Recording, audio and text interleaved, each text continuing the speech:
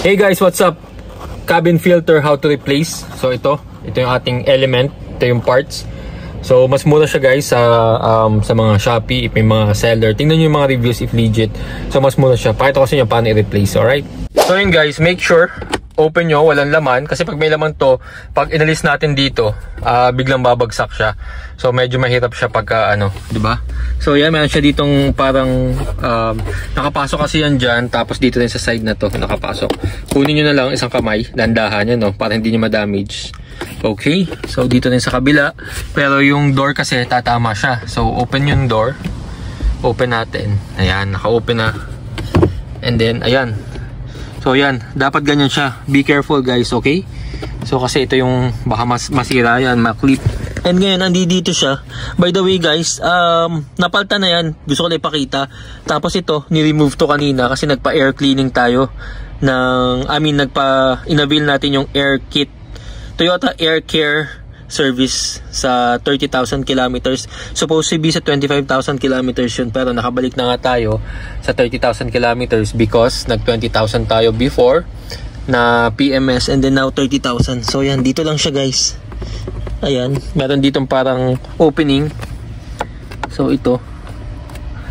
Baka masira natin yung clip. So ito daw, dito yung top. Direction lang yan eh. Baka mamaya magkamali tayo dito. May nakasira daw nito eh. Nagsabi sa mga club natin.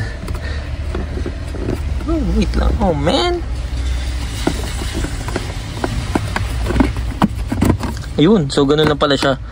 Ayan. Na-remove na natin. And dito yung filter. So, luag talaga siya sadya. May space talaga. Ito. Yan na yung new filter. So, wala naman ako nakikita special dito. Or any marking. Except yun nga, may blue. Pero pakita ko sa inyo yung luma. Punin lang natin. Ito yun sa luma. So, made in Thailand. Issue date to, August 30. Ano lang ngayon? September 2 lang ngayon. So, bagong dating. Galing factory. So, yan.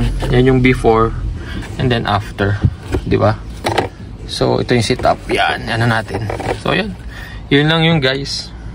Okay, so ibalik na natin ngayon. Diyan lang yan. Ayan, dyan lang. So, ito, top. Tapos yun lang yung lock nyan. Be careful lang guys kasi baka masira yung clip. Mahirap yan pag nasira yung clip kasi syempre, nakasalalay dyan yung pagka-seal, diba? Yung ating filter. And alam nyo ba guys kung bakit ako nahihirapan? Kasi binablog natin eh, para sa inyo. So, okay. Saglit lang. Guys, nakapasok na to. And then, push na lang natin dyan. So, alright. We're good. Tapos, dandaan natin ibalik. Either one. Pero parang mas okay to. Ayan. So, yun. Sumunod na siya. Diba?